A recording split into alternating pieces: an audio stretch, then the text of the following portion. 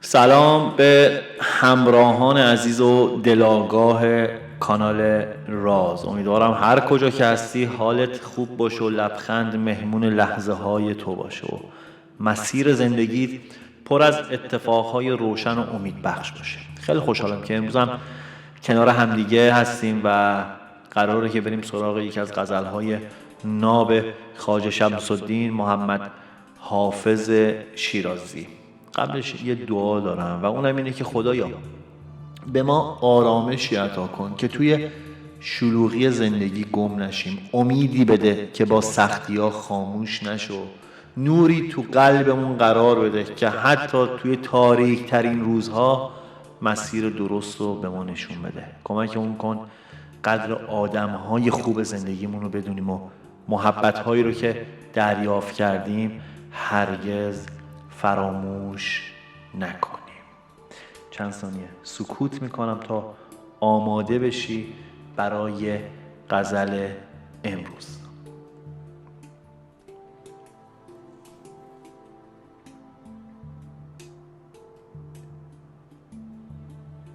خب اگر نیت کردی و آماده ای بریم سراغ غزل 241 تا ببینیم امروز حافظ چجوری میخواد ما رو راهنمایی کنه و امروز برامون چی داره. میگه که معاشران ز حریف شبانه یاد آرید، حقوق بندگی مخلصانه یاد آرید، به وقت سرخوشی از آه و ناله عشاق به صوت و نغمه چنگ و چغانه یاد آرید. چو لطف باده کند جلوه در رخ ساقی، ز عاشقان به سرود و ترانه یاد آرید. چو در میان مراد آورید دست امید، ز عهد صحبت ما در میانه یاد آرید. سمند دولت اگر چند سر کشیده رود، ز همرهان به سر تازیانه یاد آرید. نمیخورید زمانی غم وفاداران، ز بی وفایی دور زمانه یاد آرید. به وجه مرحمت ای ساکنان صدر جلال، ز روی حافظ و این آستانه یاد آرید. بریم با هم سراغ تعبیر و تفسیر این 7 بیتی تا ببینیم بیت به بیت به ما چی گفته و در ادامهش ببینیم پیام کلی غزل چیه و در آخر هم به رسم هر روز ببینیم فالی که برای نیتمون هست چی میخواد به همون بگه. توی بیت اولی که حافظ به دوستان و همراهان خودش نگاه میکنه و میگه که توی جمعهای شاد و دوستانه‌ای که هستید، یاران قدیمی و کسانی که صادقانه در کنار شما بودن رو فراموش نکنید. قدر محبت‌ها و وفاداریشون رو بدونید. به وقت سرخوشی از آه و ناله عشاق به صوت و نغمه چنگ و چغانه یاد داره. میگه وقتی توی شادی و خوشی هستی و صدای موسیقی و جشن به گوشت میرسه، یاد کسانی باش که در فراق و دلتنگی روزگار هستن. شادی نباید باعث فراموشی رنج دیگران بشه. چو لطف باده کند جلوه در رخ ساقی، ز عاشقان به سرود و ترانه یاد آرید. وقتی زیبایی ها و نعمت های زندگی در برابر چشمان شما جلوه میکنه، عاشقان و دل سوختگانی رو به خاطر بیارید که با عشق و اخلاص زندگی میکنن. زیبایی بدون یاد عشق کامل نیست. چو در میان مراد آورید دست امید، ز عهد صحبت ما در میانه یاد آرید. میگه هر وقت به آرزو خواسته خودت رسیدی، دوستانی رو که توی روزهای سخت همراهت بودن رو فراموش نکن. انسانهای بزرگ در اوج موفقیت گذشته و همراهان خودشون رو از یاد نمیبرند.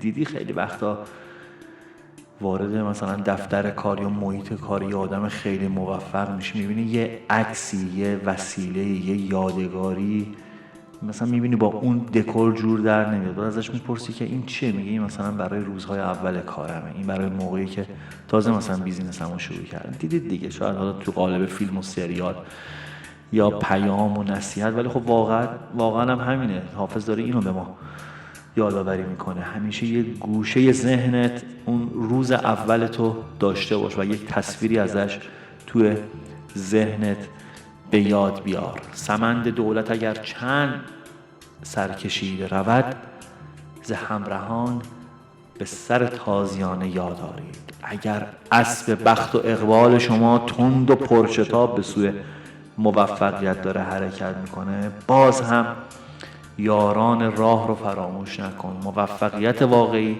وقتی ارزشمنده که دیگران رو به یاد داشته باشی. نمیخوری زمانی غم وفاداران، ز بی وفایی دور زمانه یاد آرید. اگر روزی نسبت به وفاداران بی توجه شدی، به یاد بیار که روزگار خودش سرشار از بی وفاییه. پس قدر آدم‌های وفادار زندگی تو بدون، چون اونها انسان‌های کمیابند. به وجه مرحمت ای ساکنان صدر جلال، ز روی حافظ و این آستانه یاد آرید.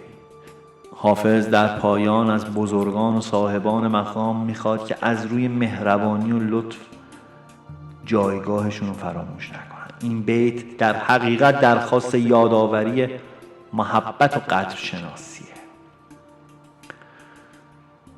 بریم سراغ پیام غزل برای زندگی امروز من و تو. این غزل چیزی که دستگیرم میشه بیش از هر چیز درباره فراموش نکردن آدم‌های خوب زندگیه. توی دنیای امروز که سرعت اتفاقات به شکل عجیبی خیلی زیاده، گاهی انسان بعد از رسیدن به موفقیت، بعد از رسیدن به موقعیت‌های بهتر یا رسیدن به آرزوهاش، کسایی رو که توی روزهای سخت کنارش بودن از یاد میبره. حافظ با این غزل به من و تو داره یادآوری میکنه که ارزش انسان‌ها تنها به موفقیت‌هاشون نیست، بلکه به میزان وفاداری و قدردانی اونا بستگی داره.